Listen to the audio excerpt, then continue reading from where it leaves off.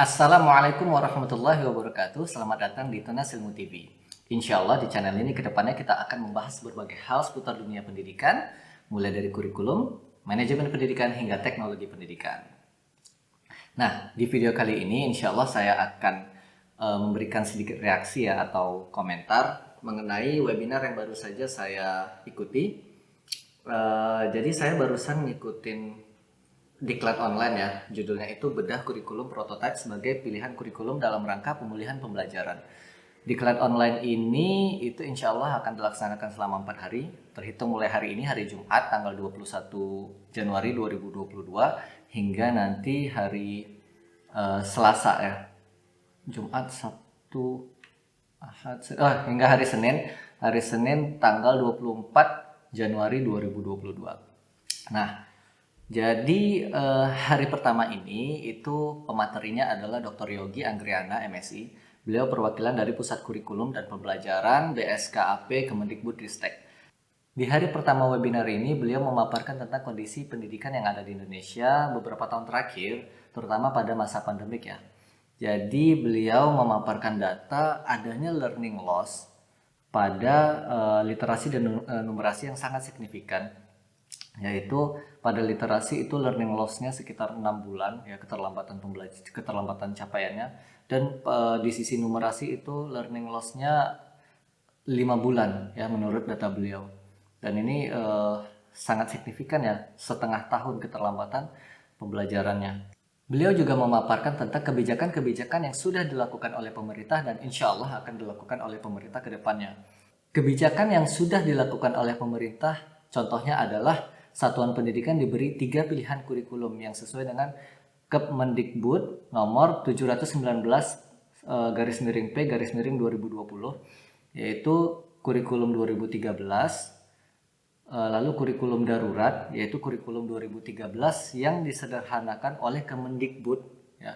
Lalu berikutnya kurikulum mandiri yang disederhanakan oleh sekolah ya. Jadi pemerintah sudah memberikan 3 opsi ini untuk dipilih oleh sekolah. Beliau juga memaparkan datanya bahwa sekitar 59% itu sekolah masih memilih mengadopsi kurikulum 2013 secara penuh. Sekitar 31% sekolah yang mengadopsi kurikulum darurat yang kompetensinya disederhanakan oleh pemerintah, dan sekitar 8,9% itu sekolah melakukan penyederhanaan kurikulum secara mandiri. Di bawahnya juga ada catatan terdapat 0,4% satuan pendidikan menggunakan kurikulum yang lainnya. Kebijakan berikutnya yang sudah dilakukan oleh pemerintah adalah diberlakukannya kurikulum prototipe atau kurikulum 2022 pada sekolah penggerak dan SMKPK. Berikutnya beliau juga menjelaskan beberapa kebijakan yang insya Allah akan diambil oleh pemerintah ke depannya. Salah satunya adalah memberikan sekolah beberapa opsi kurikulum, yaitu kurikulum 2013 yang selama ini kita adopsi, terus kurikulum darurat yang disederhanakan oleh pemerintah tadi, terus kurikulum prototipe yang sedang dijalankan saat ini oleh sekolah penggerak dan SMKPK. Berikutnya pada tahun 2024 akan dilakukan penentuan kebijaksanaan kurikulum nasional berdasarkan hasil evaluasi terhadap kurikulum pada masa pemulihan pembelajaran. Terus terang saya sangat tertarik ya dengan kurikulum prototipe ini, karena setelah saya baca capaian pembelajarannya itu dibuat secara general ya, sehingga sekolah memiliki ruang gerak yang besar untuk dapat mengerucutkan kurikulum untuk dapat disesuaikan dengan kebutuhan sekolah masing-masing, yang mana selama ini itu sulit sekali kita lakukan di kurikulum 2013 karena KIKD-nya itu sudah semacam dibekukan gitu ya. Jadi kelas 1 tuh harus belajar ini, kompetensi pengetahuan ini, keterampilannya ini, sikapnya ini. Nah, itu kan ruang gerak sekolah untuk dapat memodifikasinya sangat sedikit. Masalah lain yang ada di kurikulum 2013 itu adalah adanya terperincinya macam-macam nilai ya, misalnya nilai pengetahuan, nilai keterampilan, nilai sikap itu dibedakan.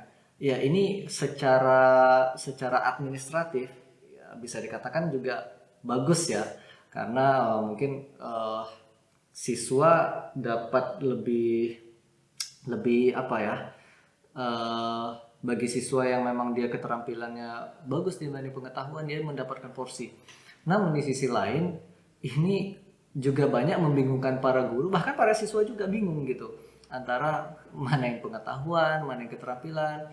Yang pertama masalah kebingungan, yang kedua masalah kerepotan guru dalam melakukan penilaian, ya dimana setiap hari harus dilakukan, diambil nilai pengetahuan, diambil nilai keterampilan. Akhirnya guru fokusnya ya ngejar supaya ada nilai hari itu, bukan fokus kepada capaian pembelajaran pada hari itu gitu.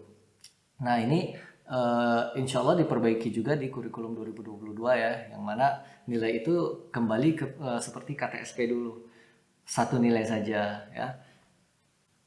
Kemudian ada gebrakan lain di kurikulum 2022, yaitu dihapuskannya KKM. Nah ini juga menarik ya bagi saya, karena KKM itu merupakan momok ya bagi siswa. Kenapa saya katakan demikian?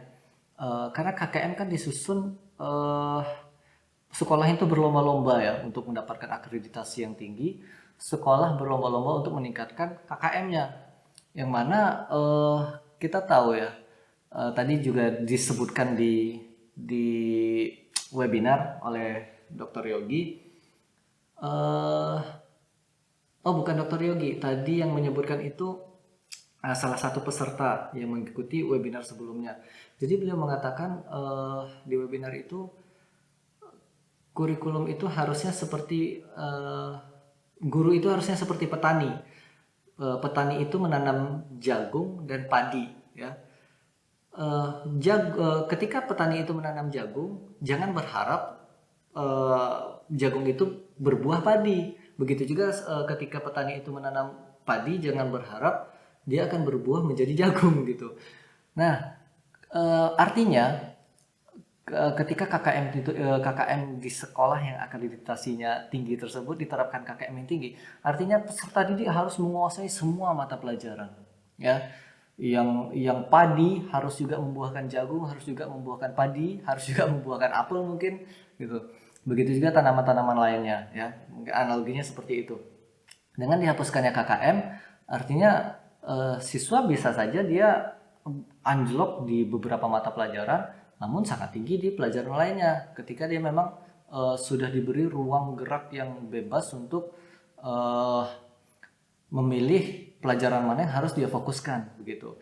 Namun tetap ini di bawah pengawasan guru ya, di bawah bimbingan guru untuk mengarahkan kepada siswa agar lebih sesuai kepada kemampuannya masing-masing.